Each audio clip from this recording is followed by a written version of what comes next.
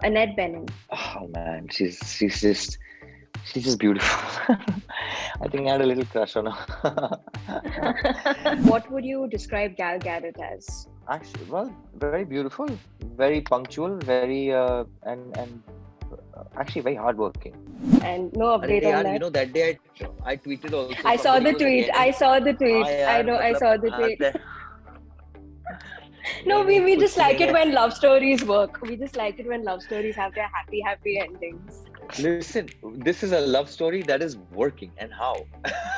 Okay, and we are very happy. You know what? You know the last page, right? I mean, come on. I'm sure half Yeah. the actors will go straight to the last page, looking Exactly, at. yeah. मैं मरा तो नहीं हूँ, मेरा character जिंदा है. No, but I think that would be Mirzapur also. I know every season we have to check. Bloody hell, everyone's dying there or killing. Hi Ali, welcome to Pinkwilla. Hi. Firstly, there's so much excitement for Death on the Nile because it's finally releasing. So I thought, instead of asking you first about Death on the Nile, I thought I'll ask you about your co-stars who you love so much. Who's most likely to always be on their phone? Like they're always on their phone. Tom Bateman. Okay, he's always on his phone. Who's most likely to be late on set? Oh, nobody. Okay, not at everyone all. was on time. Yeah. Everybody was on time through the whole 2.5 months. In fact, I was scared that I'll be late. But I think, I got trained well. And I wouldn't be late because every morning I had to be called in 1 hour early because I had to have this full shave for at least an hour. So, yeah. Yeah. Who is most likely to get away with murder from any of your co-stars? I don't know. Would I be giving out the You answer? can choose one. No, not revealing spoilers, but who do you think as actors? Actually, I would say, as actor, I think Kenneth Branagh himself, the director. Yeah. Oh, yeah. Who's most likely to always be a perfectionist in everything they do? Kenneth Branagh. He is. Okay. He is a living legend, I think. And of course, we know that now because Death on the Nile is one, and of course, he's just come out with 6 nominations for his film at the Oscars for Belfast. Yeah. Who's most likely to be the biggest prankster on set? Dawn French. She was, okay. Yeah, for sure. And any pranks played on set? I think, what did we, I remember, actually, even Russell Brand. I would imagine. He was quite, yeah, totally.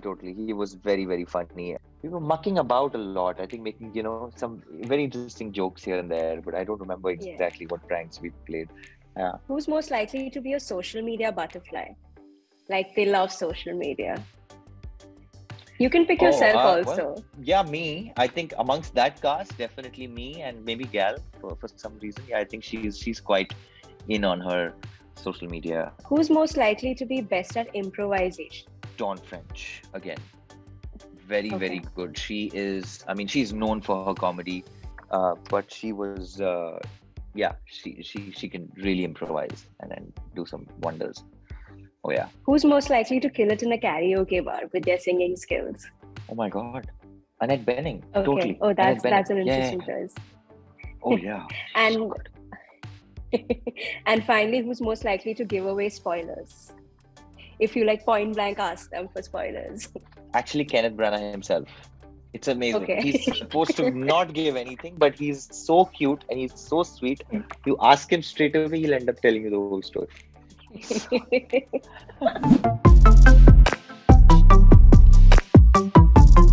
Speaking of your co-stars, because you've been, you've shared on social media the bond that you all created on set.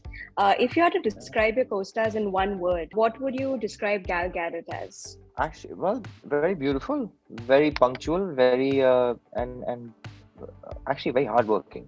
I think that was the thing. We were all. Kenneth, of course, he's a powerhouse. I mean, he's someone who, with his work ethic, because he's done a lot of theater. He comes from, the discipline of stage. I think he was very, very methodical when he was approaching this film, because he has to play Hercule Poirot. He has to play director and take care of all of us actors So yeah. Yeah. Annette Bening. Oh man, she's just beautiful. I think I had a little crush on her. Annette, yeah. I think she's I mean, we've seen her since God forever, in the movies. So I had some very, very interesting conversations with her. But I think everyone, we all brought something very interesting. Russell Brand. I'm very curious about this. He's someone who is actually very knowledgeable. Someone who, he's doing so much. Of course, I don't know if you've heard his podcasts, and he's ever since he's been sober, which is, I don't know, years ago now, 20 years almost. He's really, really, I think, become a very spiritual man. So I remember he gifted me this book on meditation, and I still have it. I read it that time. It was very helpful. Speaking of Death on the Nile, as an actor, you get the script, right? And you know what the ending is. But you might be playing a character who may or may not know who done it. So how do you play such a character where you're supposed to pretend as if you don't know what the end is, but as an actor, you know what the ending is? How do you do that? I suppose that's our job, right? In every film. The last page, right? I mean, come on. I'm sure half the actors will go straight to the last page, looking exactly, at. Exactly. Mara to nahi hu, mera character zinda hai. No, but I think that would be Mirzapur also. I know every season we have to check. Bloody hell, everyone's dying there. Or killing. No, I think that is something, you have to prepare as an actor. You have to, because sometimes we're also shooting in all kinds of, we don't go chronologically in order because of locations or whatever. So it becomes hard. You have to train yourself to kind of not to be in that world and yet not know the end and not know the next step. But that's pure craft. I also find it very admirable how you have, made a mark in Hollywood where, you're not just playing minor roles, but you're actually playing roles which matter, irrespective of the duration, of the screen time. So what I wanted to ask is, given how you worked both in the West and you are working here as well, do you actually see a difference in the filmmaking process, or do you think it's more or less the same? I've been asked this question before. I think, and it's very hard to answer because I think I've also been, and I'm not complaining, the films in Hollywood that I've been part of have been actually very extravagant. I mean, almost not the normal films. They're not the normal indie films. They're not the medium budget films. They've been very high. I mean, starting with Fast and Furious. Then you have Victoria Navdol, which was, Universal Studios. So, they're already playing to the galleries across the globe. Death on the Nile is releasing in a record number of theaters. It's probably been my biggest release anywhere.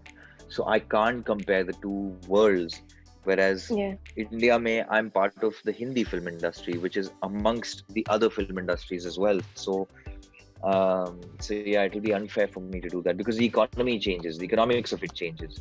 And, we obviously see your real life friendship with Gal Gadot on social media, but I'm curious to know, how is she as an acting partner, working opposite her, working with Wonder Woman?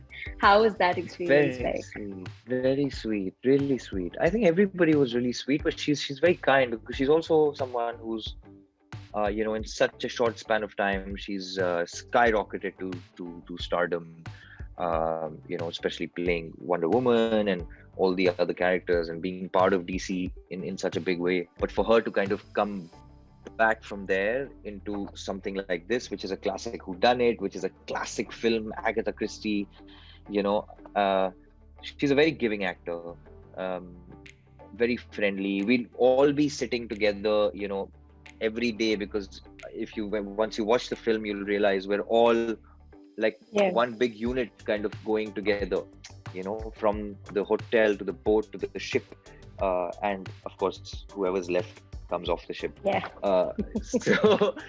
So that I won't tell you, but she's very, very sweet. And I know you must be getting this question all the time, but in an interview you had said that February, March is when you and Richa might be going towards a wedding.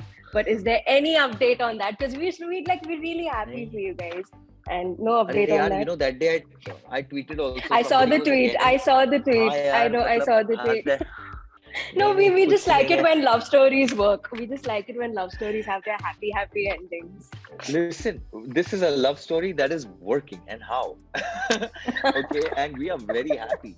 I just, I think everybody, and I don't blame it. I think it's really Yeah. flattering that everybody is waiting for us to kind of pinpoint and put a date. But in good time. I think we've also been busy with our work, and there have been very good distractions with all our friends in the industry who are getting married and who are getting, Yeah. doing their things. So I said, okay, I have to be, keep the paps busy with that. Yeah, we'll do our thing. Don't worry. And We'll come at it. And even with your upcoming projects, there's obviously there's Mirzapur 3, there's Phukre 3, but I'm also very excited for Kandahar. I hope I've pronounced it correctly, but there's just so much, like it feels like such a it's going to be a really good film. But how has that working process been for you? How is it working with Gerard and the rest of the cast? Oh, amazing, what a cast. I mean, Naveed Negban, Gerard Butler, so many people. I've never done an action film like that. I mean, be it India or there, because Mirzapur sure is a lot of action, but it's a lot of hand combat, a lot of very close, stuff. As many know, it's a city in Afghanistan. So we've created that in the middle of this place called Al Ula where we were shooting, and I'm blessed because it was Rick Roman Waugh who was directing this film. I mean, he's done London Has Fallen, Olympus Has Fallen, Greenland, all these big, huge blockbusters. So, of course, there's one where's Death on the Nile, which is very, posh, old school. It's more prose than action. Yeah. Yeah. But suddenly there's Kandahar, which is out and out. I think people are really going to love. It's lots of adrenaline, got a very Lawrence of Arabia vibe. Meets 2021 with our current situation in the world, and these people like just going after each other, he's such a wonderful man. I mean, not just sharing screen space with him, but also off screen, because we were all staying together in the same hotel there, and it's a friendship I like to say I would like to cherish for a long time. Yeah. Anyways, we have to wrap up, but I'm so happy to see you in Hollywood projects, making a mark the way you are. And thank you so much, Ali, and hopefully Death on the Nile will be like a huge success.